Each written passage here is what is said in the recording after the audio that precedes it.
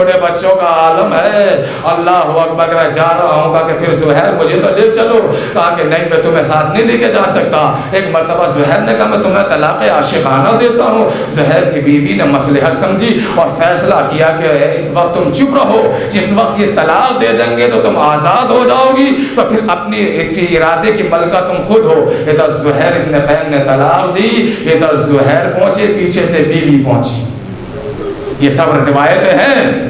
مجھے ابھی انصار حسینی کے سے زیادہ مصائب نہیں پڑھنے, چونکہ ابھی منزلیں باقی ہیں. یقین مانیے آپ, آج شب 2 محرم ہے. کل سیدہ کا لال وارد کربلا ہوئے. روایت ایک کتاب کا نام بتا دوں میں, مصائب آل محمد, سوگ نامہ آل محمد. یہ فارسی میں کتاب ہے. اس کا ترجمہ علامہ سعید اختصار قبلہ گوپال پوری نے کیا ہے, مصائب آل محمد. اس کتاب کے اندر میں نے ایک روایت پڑھی, عجب روایت تھی. عزیزان گرامی, میں کس طریقے سے اس روایت کو آپ کی خدمت میں پیش کروں. جب کوئی بڑا آدمی, کوئی بڑا, اگر ملک کا وزیر اعظم, میں اس سے چھوٹی مثال کو دے نہیں سکتا, اسی سے آپ کو سمجھنا ہوگا.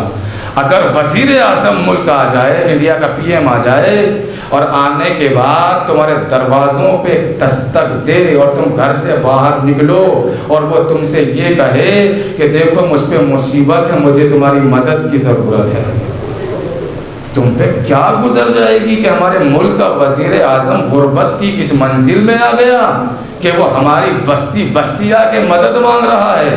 اللہ اکبر. کو سمجھ میں آئی بات, تصور شرط ہے. اس کتاب کے اندر یہ روایت لکھی ہوئی ہے, تحریر ہے, یہ نقل ہے اس کے اندر کہ مکے مدینے سے لے کر کربلا تک جتنی بستیاں درمیان میں آئیں, حسین گھوڑے سے اترتے تھے اور بستی کے اندر جاتے تھے, لوگوں کو اکٹھا کر کے کہتے تھے کہ تم میں ہے کوئی جو میری مدد کے لیے چلے.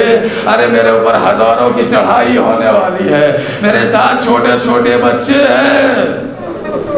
اللہ اکبر. امام غربت کی اس منزل میں آ جائیں, کیا غربت گزر گئی زہرا کے لال کے اوپر.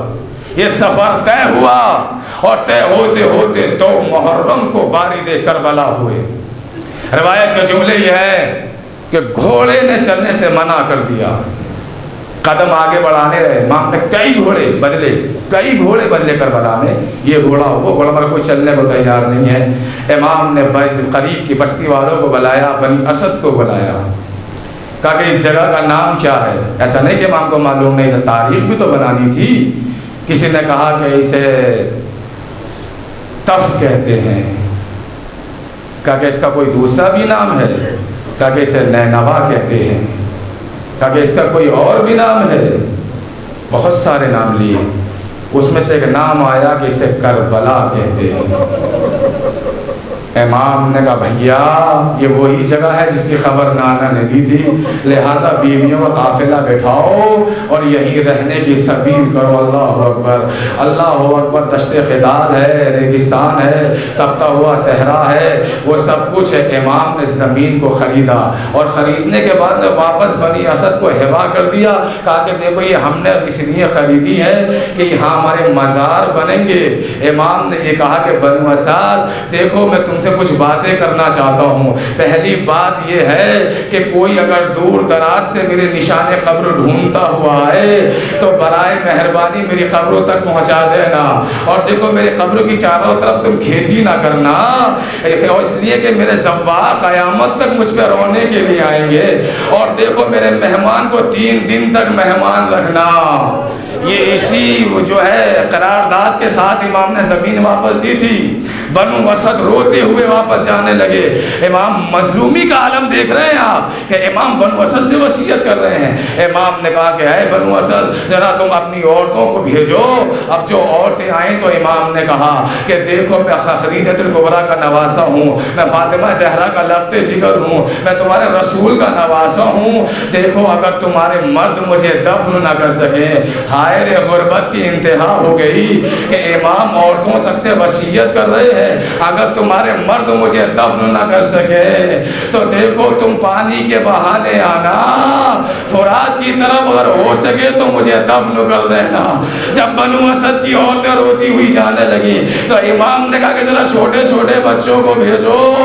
بنو اسد کے چھوٹے چھوٹے بچے آئے، امام نے کہا کہ اے بچوں، ارے تمہاری طرح بھی میرا ایک چھوٹا بچہ علی اصغر ہے، میری بھی ایک سکینہ ہے، ارے میں تمہارے نبی کا نواسا ہوں، اگر تمہارے ماں باپ مجھے دفن نہ کر سکے تو کھیلتے ہوئے مقتل میں آنا اور ایک ایک مٹھی خاک اٹھا کے میری میت پہ ڈالتے رہنا۔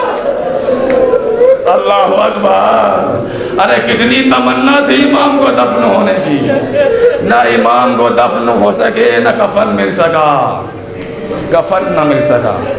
کیوں کہتے ہیں بے گور و بے کفن؟ بے گور تو اس لیے کہتے ہیں کہ قبر نصیب نہ ہوئی، بے کفن کیوں کہتے ہیں؟ بے کفن اس لیے کہتے ہیں کہ جب حسین رخصت آخر کو خیمے میں آئے تو جناب فضہ سے کہا کہ فضہ میرا وہ پرانا لباس تو لا کے دے دے۔ وہ پرانا لباس آیا، جگہ جگہ سے چاک کیا، اس کو پہنا۔ اس کی مصلحت یہ تھی کہ کم سے کم میرا کرتا نہ لے جائیں، وہ سیدھا لباس سمجھ کے چھوڑ جائے۔ مگر حسین کی شہادت کے بعد حسین کے بدن سے کرتا تک اتار لیا گیا تھا، اس لیے آپ کو بے کفن کہا جاتا ہے۔ اللہ اکبر! آخری جملے تمام کر رہا ہوں۔ مقتل میں قافلہ روکا گیا، مقتل میں قافلہ روکا گیا۔ روایتیں بتاتی جناب عباس بنی ہاشم کو لے کے چھڑکاؤ کرنے لگے، صفائیاں ہونے لگی، خیمے لگ رہے تھے کہ عباس نے اپنے ہاتھوں سے خیموں کو لگایا، اپنے ہاتھ سے خیموں کو لگایا۔ نتیجہ یہ ہوا کہ جب خیمے لگا چکے تاریخ بڑھتی رہی، لشکر پہ لشکر آتا رہا، کبھی سنان کا لشکر، کبھی خونی کا لشکر، کبھی شمر بن ذی الجوشن کا لشکر، یہ سب لشکر پر پسر سعد کا لشکر۔ جب لشکر پر لشکر جمع ہوتے رہے تو ایک مرتبہ پسر سعد کے لشکر میں سے آگے کسی نے کہا کہ یہاں سے خیمے ہٹاؤ، یہاں لشکر کے سردار کا خیمہ ہوگا۔ عباس کو جلال آ گیا، ایک مرتبہ عباس نے تلوار میان سے نکالی اور زمین پہ خط کھینچ دیا، خبردار دیکھو میرے کھینچے ہوئے خط کو عبور کر کے نہ چلے آنا، اس لیے کہ مجھے کربلا کے لیے مانگا گیا تھا، مجھے بڑی شدت سے انتظار تھا کربلا کا، کربلا آ گئی، دیکھیں چند جھلکیاں دکھاؤں اور عبادت تمام کروں، اس لیے کہ جس وقت امام حسین کو دربار ولید میں بلایا گیا تھا تو ولید نے یہی تو کہا تھا، مروان نے یہی تو کہا تھا کہ حسین کو زندہ نہ جانے دینا، اس لیے کہ ان کا سر قلم کر لے۔ تو امام نے کہا تھا کہ وہ نیلی آنکھوں والی کے بیٹے، تیری اتنی ہمت ہے کہ تو حسین کو قتل کرے۔ حسین عباس اور بنی ہاشم کو دروازے پہ چھوڑ کے آئے تھے۔ امام نے کہا تھا جیسی میری آواز بلند ہو فوراً اندر چلے آنا۔ جیسے امام کی آواز بلند ہوئی، عباس بنی ہاشم کو لے کے در سے اندر داخل ہو گئے۔ عباس نے تلوار کو نکال لیا۔ امام نے کہا بھیا یہ مدینہ ہے، کربلا نہیں ہے۔ رونے والوں حق ادا کیجئے، حق ادا کیجئے۔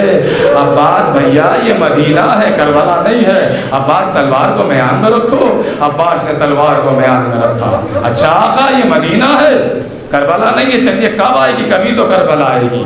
دوسرا واقعہ سنیے، امام حسن کے جنازے پہ تیروں کی بارش۔ عباس جیسے غیور کو، شہنشاہ کو، جرار کو جلال آیا، کہا کہ میرے ہوتے ہوئے میرے آقا کے جنازے پہ تیروں کی بارش۔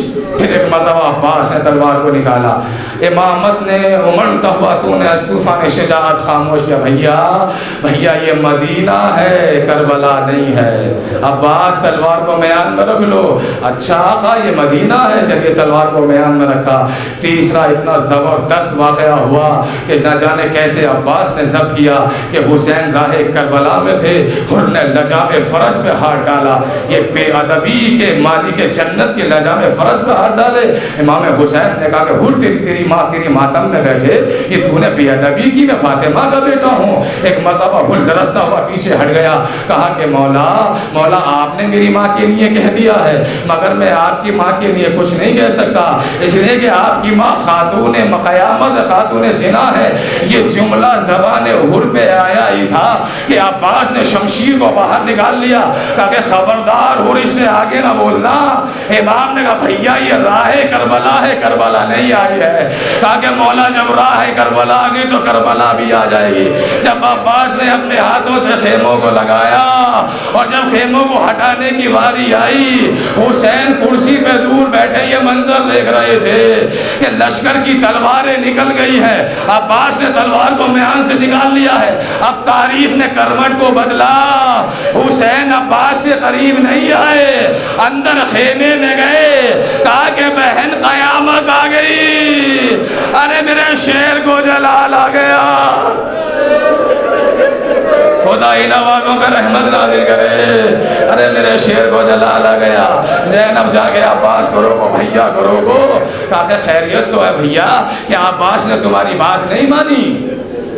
کہا کہ زینب یہ تو زندگی میں کوئی وقت آ ہی نہیں سکتا کہ عباس میری بات نہ مانے۔ کہا کہ پھر بھیا کیا بات ہے؟ کہا کہ زینب ذرا انصاف تو کرو، جسے میں یہ کہہ کے لایا کہ بھیا یہ مدینہ ہے کربلا نہیں ہے، بھیا یہ مدینہ ہے کربلا نہیں ہے، بھیا یہ راہ کربلا ہے کربلا نہیں ہے۔ اب زینب کربلا آ گئی، میں عباس کو روکوں تو کس طریقے سے روکوں؟ زینب نے فضہ کو بلایا، کہا کہ جاؤ فضہ اور جا کے عباس سے کہو کہ زینب نے یاد فرمایا۔ آخری جملے اور عبادت تمام ہو رہی ہے، ایک مرتبہ فضہ سر پہ آنچل ڈالا اور گئی، کہا کہ شہزادے یہ جلال کا ٹائم نہیں ہے، شہزادی نے یاد فرمایا ہے۔ بڑا احترام کرتے تھے سید زادی کا۔ ایک مرتبہ عباس نے کہا کہ دیکھو میں خیمے میں جا رہا ہوں اور واپس آ رہا ہوں، خبردار کوئی کھینچے ہوئے خط کو عبور نہ کر دے۔ یہی وہ موقع تھا جو تاریخ نے لکھا کہ عباس نے نظروں پہ لشکر کو روک دیا تھا، یہی وہ موقع تھا۔ فوج کھڑی رہی، عباس خیمے کے گئے، تلوار کو باہر رکھا۔ یہ ادب تھا شہزادی کا کہ عباس خیمے میں ہتھیار لگا کے نہیں گئے زینب کے سامنے اور جا کے سر جھکا کے بیٹھ گئے، شہزادی غلام حاضر ہے۔ کہا کہ بھیا میں نے سنا ہے کہ تلواریں کھنچ گئی ہیں۔ کہا کہ جی شہزادی کا کیا ارادہ ہے؟ کہا کہ ارادہ کیا ہوتا، کربلا آ گئی، تلواریں کھنچ گئی ہیں، شام سے پہلے خاتمہ ہو جائے گا۔ ایک مرتبہ شہزادی نے کہا بھیا ایسا کرو خیموں کو ہٹا لو، ہم بچوں کو جلتی بھی ریت پہ لے کے بیٹھ جائیں گے۔ دیکھیے جب کوئی بہادر چیلنج دیتا ہے تو بات الگ ہوتی ہے، مگر جب چیلنج واپس لیتا ہے تو کیا کلیجہ خون ہوتا ہے۔ یہ وہی جانتا ہے جو چیلنج دے چکا ہو۔ عباس کی آنکھوں میں آنسو آ گئے، کہا کہ اچھا شہزادی جو حکم و سر آنکھوں پر۔ عباس الٹے پاؤں واپس نکل گئے۔ ہائے رے عباس کی بے کسی کہ عباس نے جن ہاتھوں سے اپنے ہاتھوں سے خیموں کو لگایا تھا، انہی ہاتھوں سے خیموں کی دھنابوں کو کھولنا شروع کیا۔ انا للہ و انا الیہ راجعون، رضا بقضائہ و تسلیما لامرہ، ماتم حسین۔